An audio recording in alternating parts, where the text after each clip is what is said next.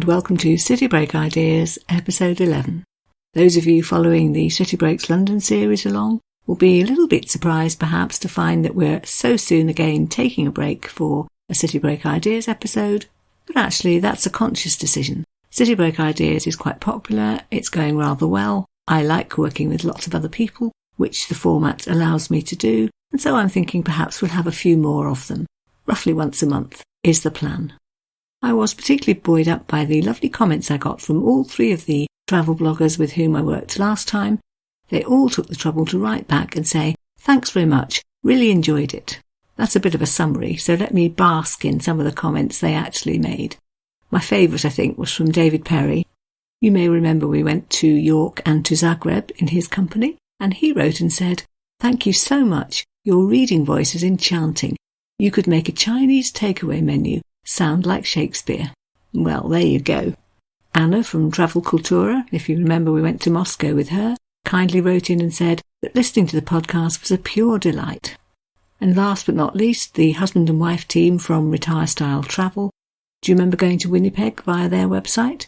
Also said how much they'd enjoyed it. Tina liked the voice, easy to listen to, she said, and Kevin found that I managed to summarise a lot of information without it becoming boring or overwhelming.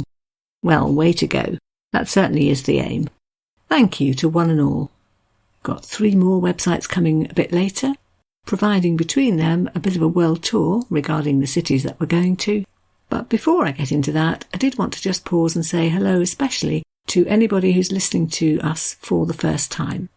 It does seem to be the case that we get new listeners on the City Break Ideas episodes, and so I quite like to pause and just explain what City Breaks is supposed to be.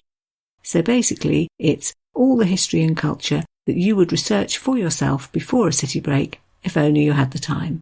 A bit of history, maybe some mini biographies of the people most connected with that city, a minute or two about their lives, and an idea of where in the city today you can find them.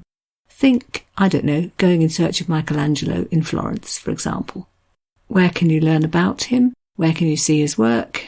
What interesting facts are there about his life in Florence during the Renaissance period? If you know a little bit of that, you're going to enjoy your visit to Florence so much more. Well, I think so anyway. So for this month, I had a look at the beginnings of the blog, which is a space on the website where I just put bits and pieces that strike me as interesting about each of the cities that I've covered, and I've picked out a few little tidbits just to whet your appetite. Did you know, for example, that if you get off the metro in Paris at the station labelled Cluny-la-Sorbonne, you will see scribble all over the walls and the ceilings, and not any old scribble, but the autographs of lots and lots of French intellectuals. Racine, Simone de Beauvoir, authors and philosophers, and French thinkers. And why? Well, because when you go up out of the station, you find yourself in the Quartier Latin, which is the very intellectual bit of Paris, the bit with the Sorbonne, with the Musée de Cluny, the rive gauche, if you're familiar with the term, the left bank. And the episode on that in the Paris series, I think it's episode 11, explains the difference between the right bank and the left bank, very nicely put in French, in fact. La rive droite dépense, the right bank spends, la rive gauche pense. You can hear the rhyme in French, perhaps. The left bank thinks, is what it means. And then later in the episode, we go out and about a little bit with some of the writers and thinkers who settled there. Think Ernest Hemingway, Jean-Paul Sartre, that sort of person. And just as a second example, another post a little bit later on the blog is about Spain, and it quotes the French writer André Gide, who went to Spain, travelled around and absolutely fell in love with flamenco. He went to a performance in Seville and he said of it that it, quote, touched a secret part of my heart, and he went on to explain that just to hear that song again he would have, quote, travelled over 3 Spains.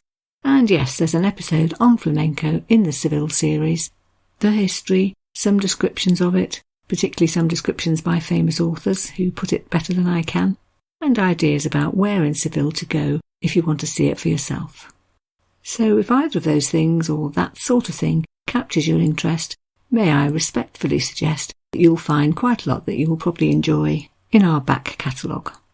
And so, on to today, when, as mentioned, we've got 3 different blogs coming up, which I've chosen because I liked them, because they offered a good range of ideas on cities that City Breaks itself hasn't been to yet, and because I just like working with other people doing a similar thing to that which I'm trying to do, telling other people about their travels.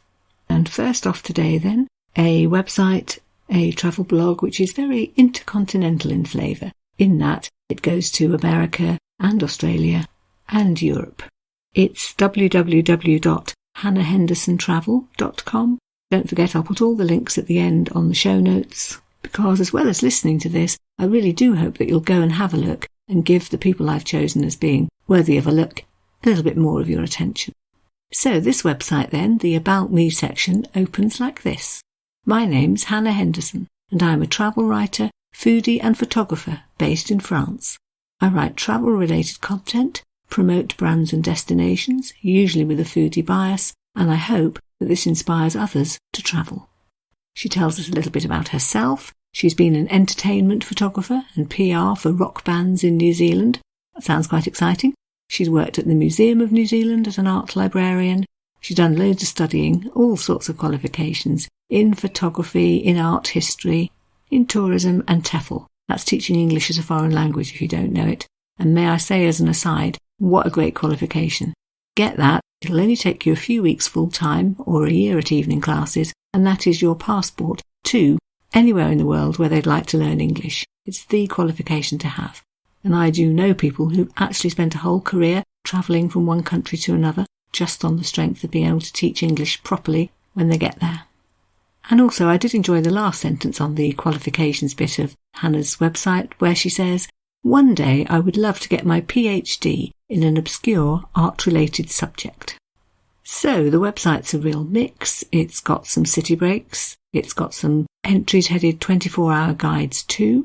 Often those are about cities as well. But it's got some road trips. There's a barbecue tour in Southern America somewhere. There's a trip round Yellowstone. There's a Discovering Elvis road trip. And another one along the coast of North Island in New Zealand. There are some posts on niche interests, for example, dog-friendly trips or wine tours in bits of France and the Napa Valley in California. There's even an absinthe tour in Switzerland. And then there are some general travel tips on things like how to get a good airfare or how to deal with various travel mishaps. There are about 150 posts in total, all with great photos, and lots of specific information on where to stay, where to eat, what to see. It's one of those websites where lots of the posts have quite a lot of comments after them, showing that it must be quite well used. People are going along, they're reading it, they're getting something out of it. Okay, so I wanted to know what could we borrow from Hannah's website to do with city breaks, and she had lots of blockbuster cities on offer, Prague, Madrid, Paris, that sort of thing. She had some much more niche cities to offer. One I had actually never heard of, Forsyth in Georgia. Shame on me, probably. And another one which you may not have heard of, and that's the city of Beaune, Beaune, in Burgundy, in France.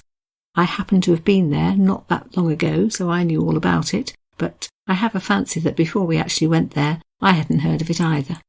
There are some very specific posts on particular cities, for example, one on visiting the National Museum in Edinburgh, and another one which is a tour of Prague, specifically looking at the architecture. There's also one on the Quartier Latin in Paris, for example. But for today's episode, I chose to feature two of her posts, the first one being called 20 Best City Break Ideas in the USA, because I've only actually been to the USA once, to New York. I've got lots of ideas about going back, and one of the things that stops me is I just don't know where to go next. So the idea of a post breaking down 20 cities for me, pictures, a few hints as to what makes them special, was really quite appealing.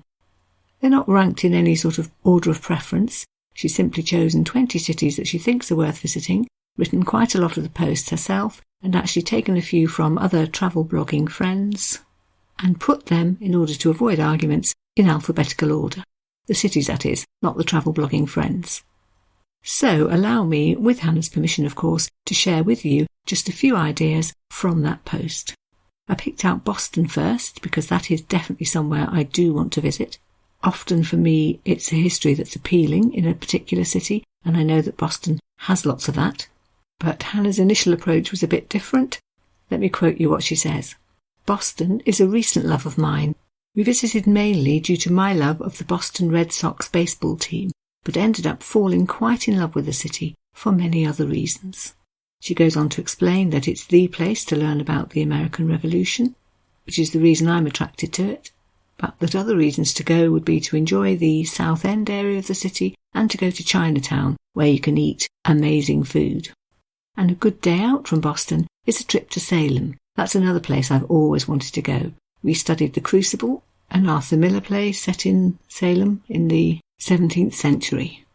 I'm making it sound like quite a niche interest, but it's a cracking play, and I'd love to go and see the place where this real event did actually happen, long before Arthur Miller turned it into a drama. Anyway, Boston.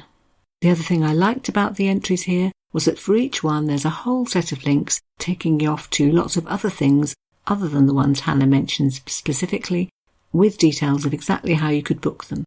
They've got titles like 16 top attractions and 20 things to do. Then there's Las Vegas. You may remember that that's featured already on a City Break Ideas episode, but I was taken by the idea that Hannah wrote of it, quote, experiencing the indulgence, craziness, larger-than-life nature of Vegas is perfect for a weekend away. She dangles a few enticing ideas, such as climbing the Stratosphere Tower to get a view of the Sunset Strip, where to go to catch the best live music, the idea of visiting, wait for it, the Neon Graveyard, and where you might get the best breakfast buffets. There's a link too to a separate post entitled Beginner's Guide to Las Vegas. Couple more cities to mention just to give you the flavour. There's Memphis, billed as a really well-rounded US city break. You go for the music, you go for the history and the beauty of the Mississippi River. You can, quote, dive into important black history at the National Civil Rights Museum, which is at the Lorraine Motel, where Martin Luther King Jr. was assassinated. And as a fourth and last example from this post, quote, San Francisco is a sassy city. There's a grit about the place that I find very appealing. Visiting Alcatraz is a spooky must-do, as well as a ride on the fantastic restored cable cars. On a city break, I'd recommend at least 4 days in San Francisco. The sheer scale of the city will keep you very busy. So, if it's the US you're fancying, a city break for its own sake, or perhaps as a contrast to a week or two spent doing something completely different, then I'd recommend this post as a starting point for inspiration. And just by way of contrast, a completely different post from Hannah's website. Don't forget there are 150 or so in total. And the other one I chose to mention briefly is the one on a visit to Beaune in Burgundy, one of France's wine-growing areas, of course.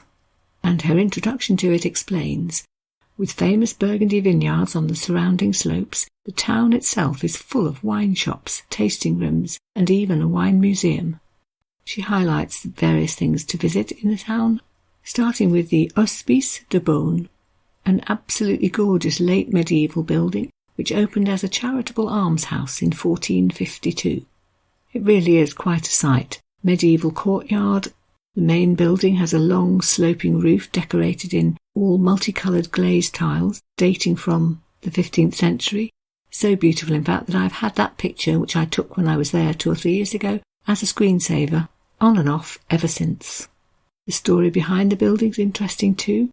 So it was opened up by one Nicolas Rollin, a very Christian man who felt that he should do something useful with his excess wealth.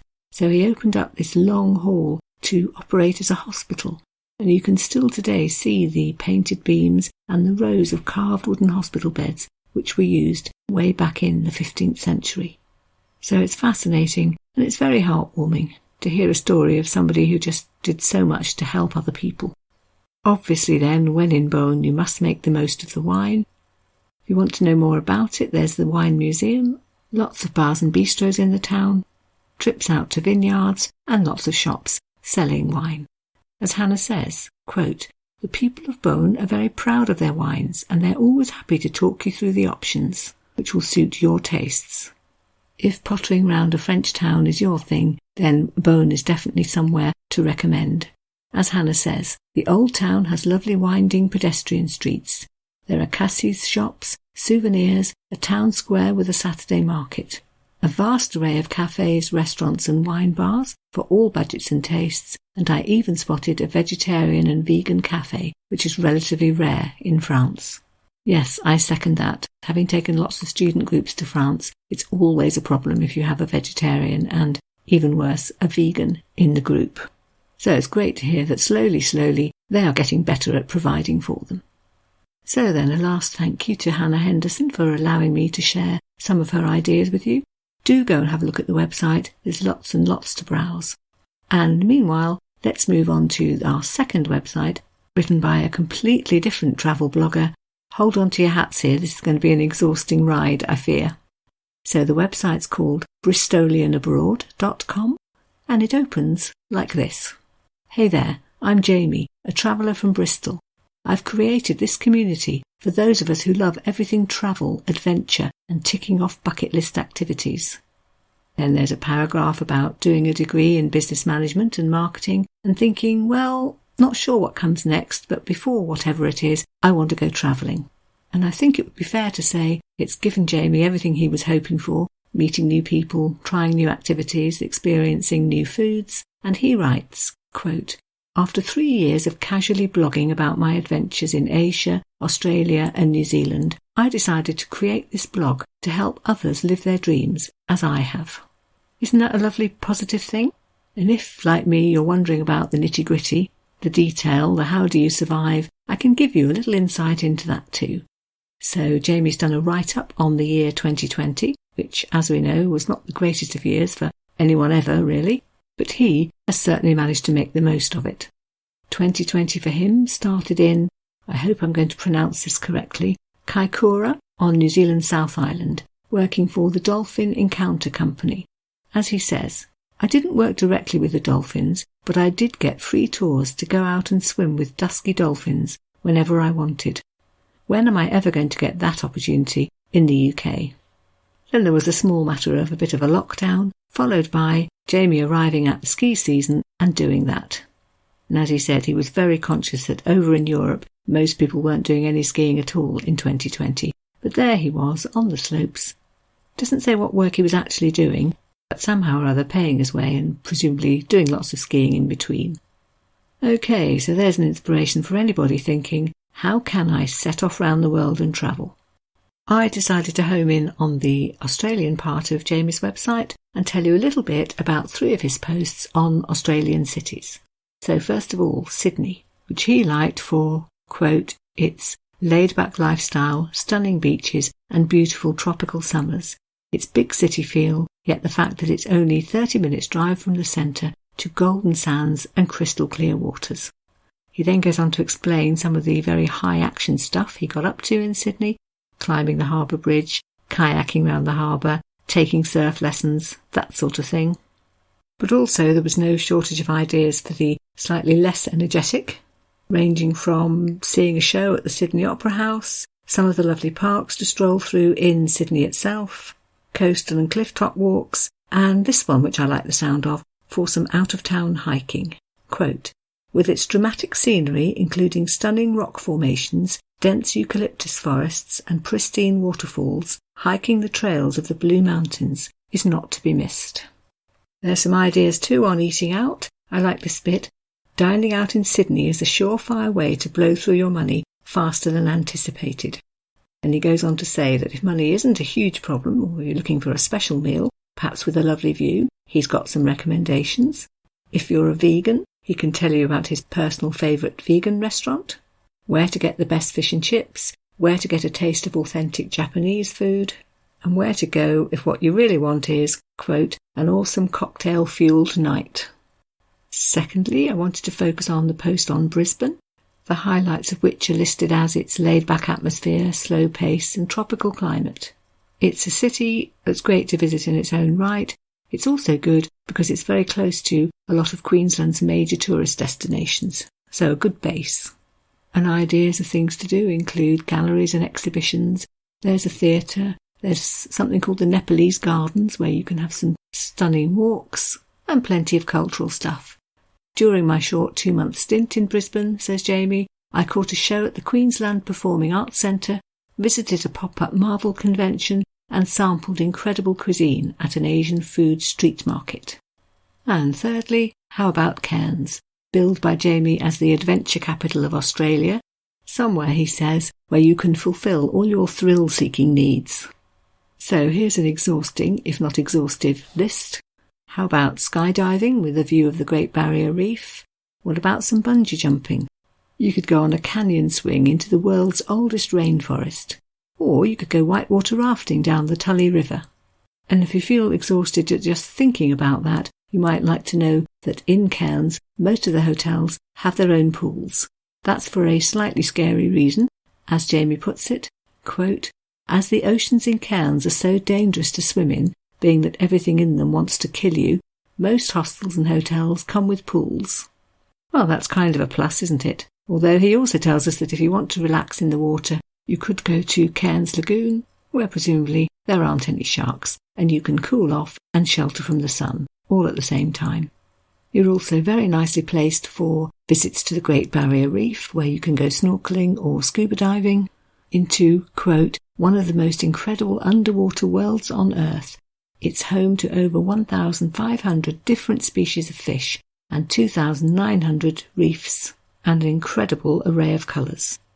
Now, if Australia's catching your fancy, you might like to know that also on Jamie's website are some very handy general information posts.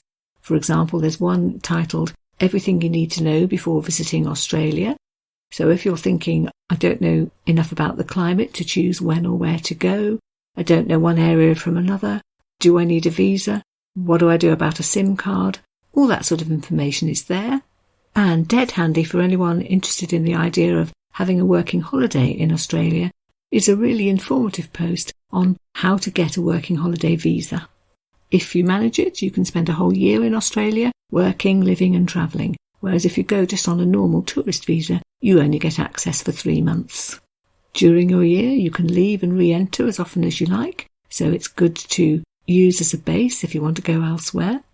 It's only actually available for the 18 to 30 age group, but if that's you or someone you know and you want details on exactly how to apply, what it'll cost you, etc., and even how to extend it for a second, possibly even a third year, then I suggest you go straight to the bristolianabroad.com website, where you can find out everything you need to know.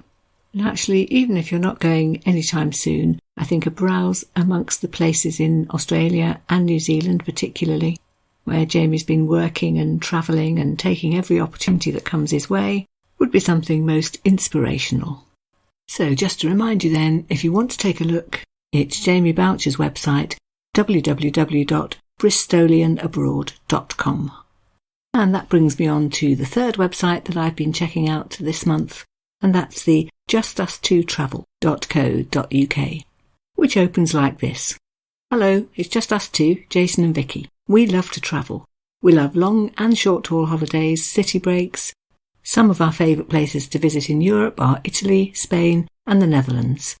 We've also been to Cuba and Mexico, and we'll be revisiting one day.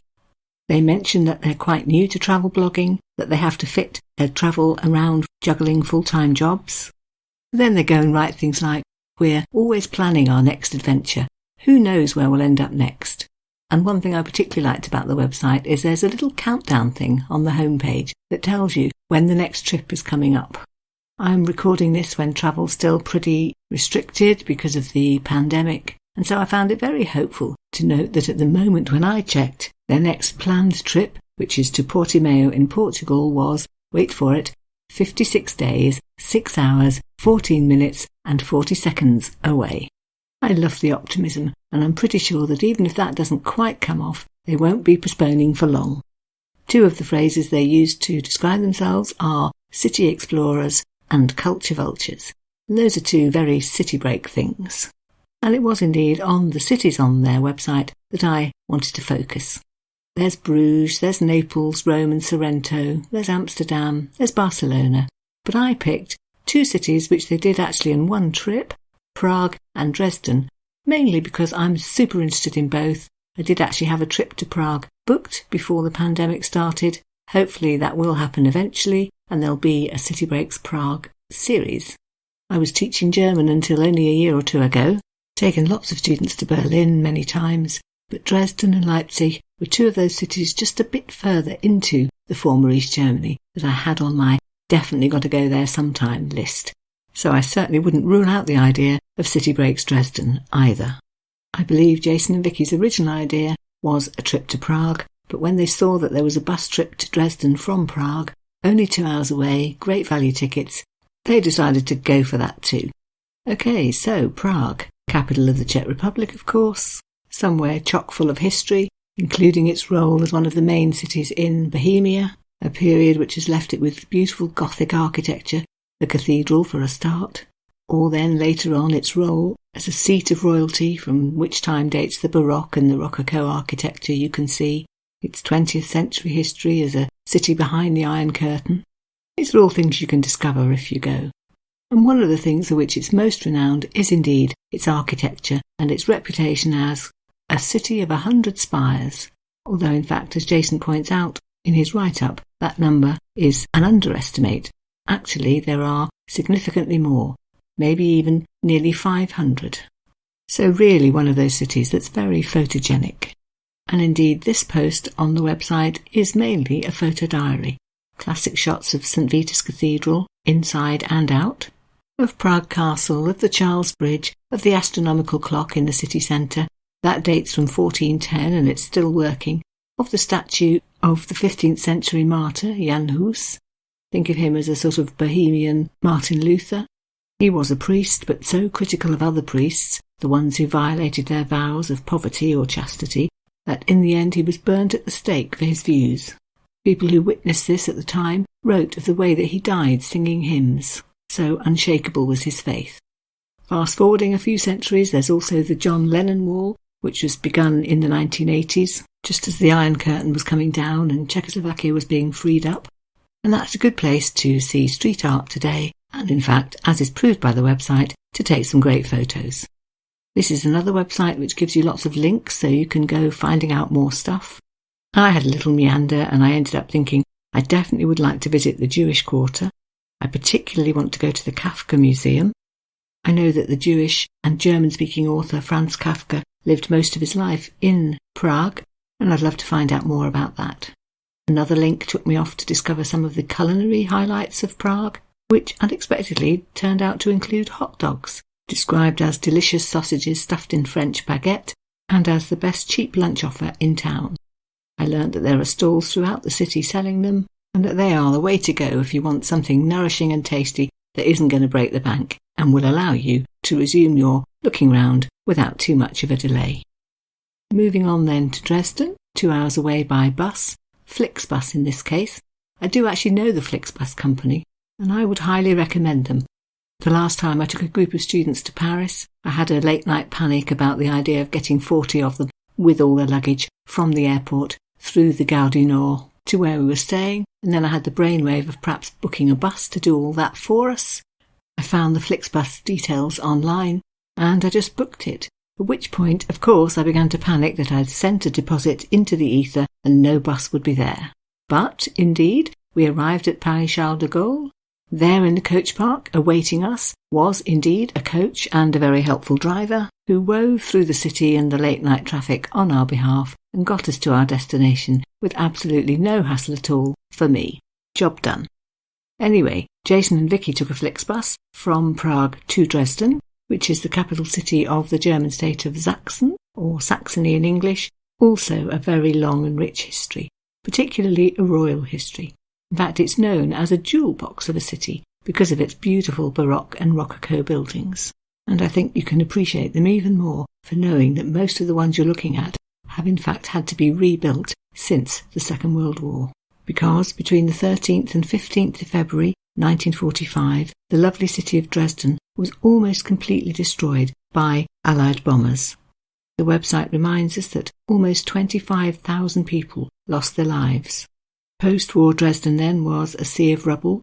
The life of the city gradually came back to something approaching normal, but it wasn't until 50 years later, so in the 1990s, that the prosperity to rebuild some of the most beautiful things that had been destroyed was actually in place. The city's most famous church, the Frauenkirche, which translates into English as the Church of Our Lady, was only finally reopened in its current format, i.e. just as it had been before it was bombed, in 2005.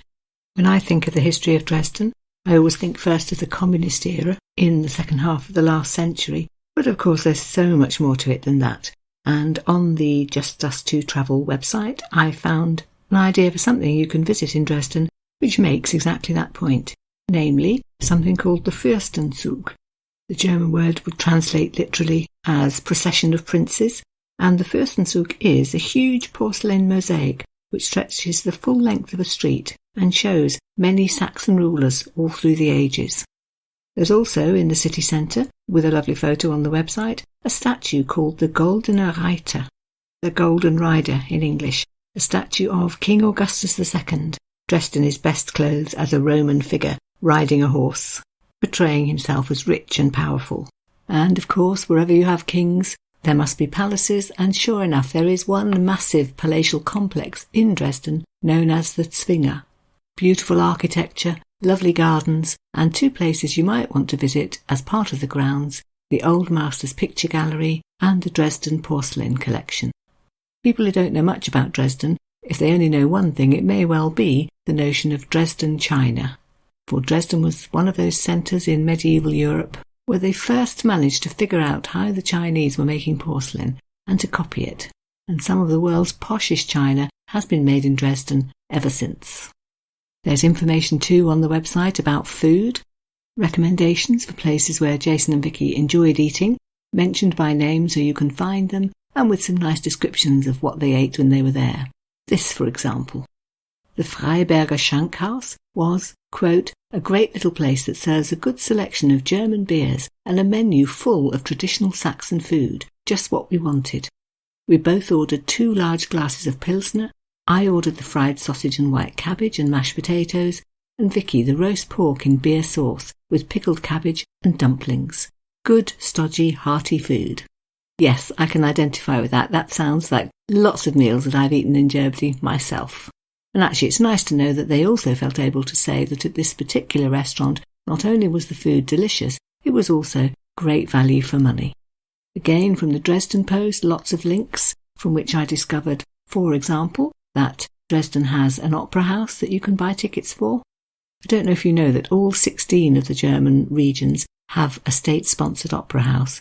Opera in Germany is taken really seriously, and if that's your thing, don't visit one of the big cities without getting tickets to see something.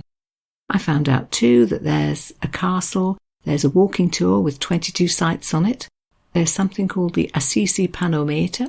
Not entirely sure what a panometer is in English, but reading the description I think they might have made the word up. It's a mixture of panorama, so a view all round something, and gasometer. And while that sounds a bit random, it starts to make sense when you read on and discover that this is actually panoramic depiction of Dresden as it would have appeared in 1756, so absolutely at the height of its beauty, and all displayed in a former gasometer. Makes sense now, doesn't it? There were also references to the Christmas market in Dresden, one of the best, believed actually to have been possibly the first one in the world anywhere. If you've been to a proper German Christmas market anywhere, you will know that they do these things very well. And here we are promised things like an Advent concert, lots and lots of stalls, and the chance to do some Glühwein tasting and some tasting of Stollen, which is the marzipan-filled German Christmas cake. If you are one of those lucky people who can go away several times in a year, I think I would definitely add a Christmas market visit somewhere in Germany to my list of want-to-dos. So with that, I would like to end the world tour that we've been on today, to America, to Australia, to carefully selected little treats in Europe. Can I take the chance once more to refer you to City Breaks in general? If you're not familiar with what we offer, then there are 8 series so far on Florence, Seville, St. Petersburg and Munich, plus 2 in the UK, that's London and Bath, and 2 in France, Toulouse and Paris. And for each of those cities, a series of podcasts with quite an in-depth treatment aiming to offer you really all the history and culture that you'd like to know before you visit a city, but which you possibly don't have time to research for yourself. Handy to listen to on journeys, I like to think, and perhaps in queues for museums and things, if you're not one of those people who books ahead and sweeps past the queue and in first to everything. Also, it would be great to hear from people who've got ideas about what would make a good city break. This episode is focused on 3 travel blogs and on the cities that the people who run them would like to recommend. But it would be great too to have some other ideas, just somewhere you've been and really enjoyed, or maybe somewhere you'd like to go. If you could just name the city and send a few short lines of reasons or descriptions, that would be great. 3 ways to do that. There's a blog on our website. That's www.citybreakspodcast.co.uk, or you can email us, citybreaks@citybreakspodcast.co.uk, or you can find us on Twitter @citybreakscast. So I'm off back to the London series. It's episode 8 next week. We're going to have a snoop round Buckingham Palace and, yes, visit the Royal Mews next door where you can meet some of the Queen's horses. And then there are plans after that for visits to the Inns of Court and Fleet Street, the London of Shakespeare and Victoria and Albert and all sorts of other people. You can subscribe wherever you get your podcasts, and I like to think that maybe we'll meet up there. For the meanwhile, though, thank you very much for listening today, and goodbye.